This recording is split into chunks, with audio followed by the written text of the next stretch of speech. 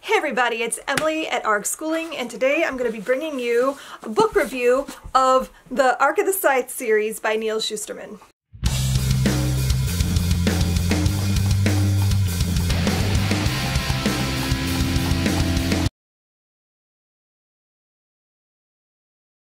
I read Scythe about a year ago exactly. I think I read it last January, February-ish, and I loved it.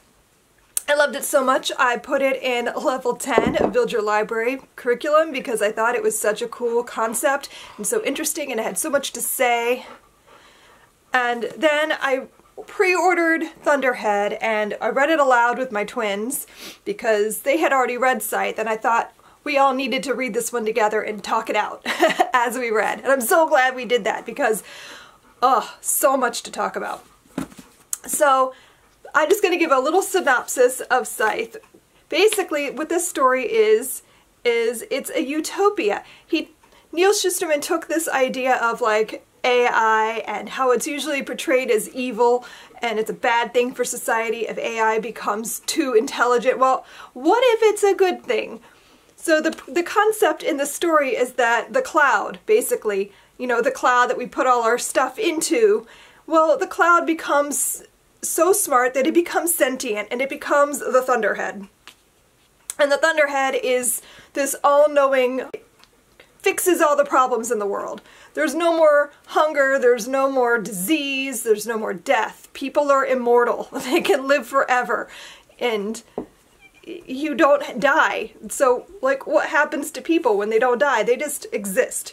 And they just do whatever they want to do. The Thunderhead corrects the weather. It's just insane presence. But if people don't die, there could be a problem with overpopulation. So how do you control that? You have scythes.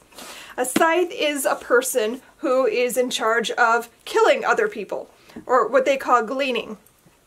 They see it as a service that they do for the world to protect the world. And so a scythe is supposed to be this wise, all-knowing person. They're very famous. They're the new celebrities, basically. And they're also very scary and intimidating because if you see one coming to you, that could mean you're dying. And they have all these rules they have to follow. They're supposed to, like, not have any bias or not show any bias in their killing or gleaning. And they have quotas that they have to meet. They can only kill so many people in a year. So the story itself is about two teenagers who are apprenticed to become scythes and all the things that come from that. So I really can't tell you more without spoiling. The sequel, Thunderhead, kicks it up a notch. This book is all about like what happens after the events of Scythe, obviously, but it also goes a lot more into the world building. The stuff in this book was blowing my mind left and right. I had to keep stopping reading aloud and going, really? What? How? Because it's just so crazy. Basically, this book, the main character becomes like Thunderhead. He is telling, or it is telling its story and all of the thoughts that it has and how it works and how it does things. And you get introduced to the idea of unsavories because in a perfect world, there's no reason to rebel. There's nothing to rebel against. There's no more government. It's just the Thunderhead, which is almost like God, in a way, talking down to the humans. And it can talk to everybody all at once, individually. My brain was melting. And so you have this all-knowing, all-trusting being who is completely and utterly lawful. It cannot go against its own laws. So it has no effect on the scythedom.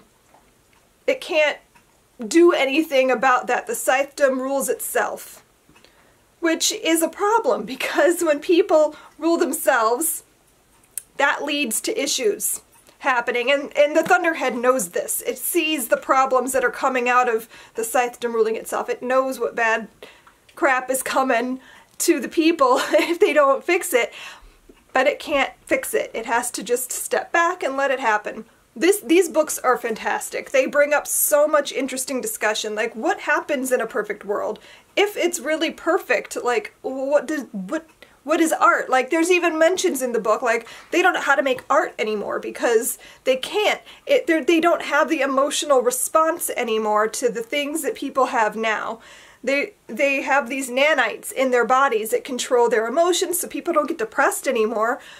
But they also never get super happy. They can't have strong emotions. And without strong emotions, you can't have art. And so it's crazy to think like that. Like, if you can live forever, do you live forever to achieve greatness, or do you just exist? And the implications of that on humanity, it's mind-bending to think about it all. And that's why I think Neal Shusterman is such a fantastic author, because he can take these ideas and spin them in ways that you would never have thought of, but that sound completely and utterly plausible. And I think that's awesome. So I have a few spoilery things that I just have to get out of my brain. So if you want to keep this spoiler free, you're going to want to stop watching right now.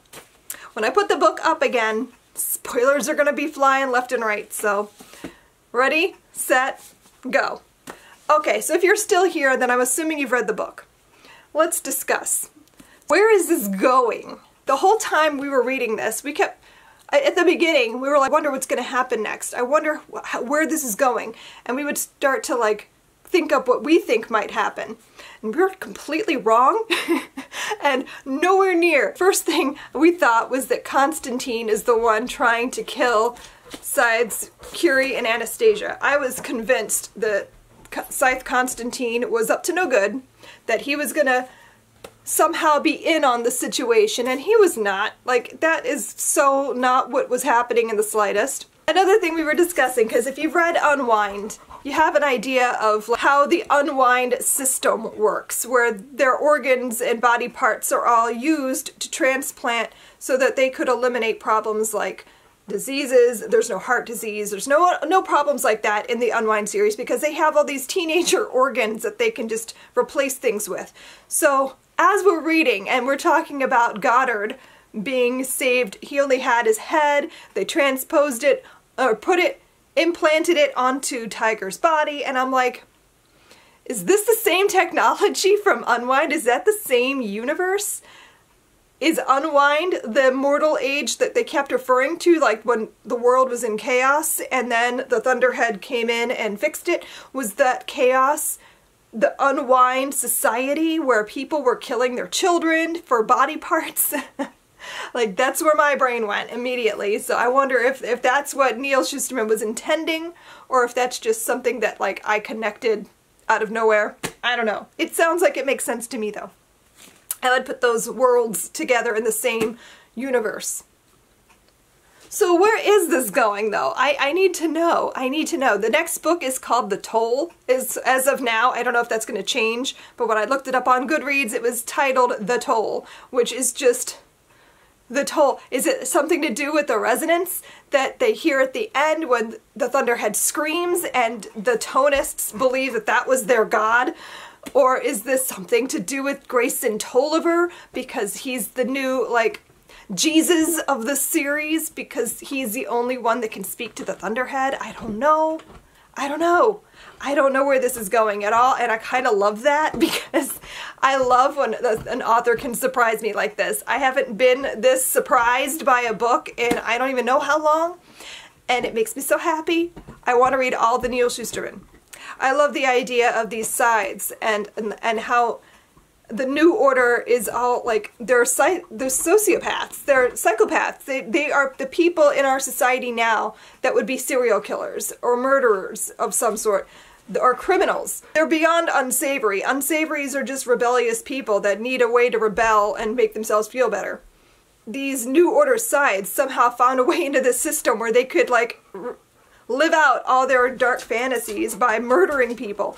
But they don't think of it as murdering. They think of it as a service that they're doing. Oh, and the idea that the Thunderhead is aware that they're approaching very quickly a time when the world is overpopulated. And what are they going to do about that? How are they going to fix it? Oh, well, they'll just kill one person for every person born. Like, what?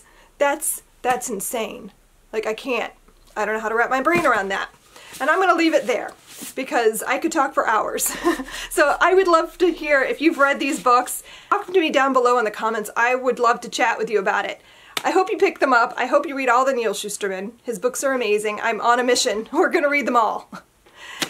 Thanks for watching, and I'll see you guys in my next video. Happy reading. Bye.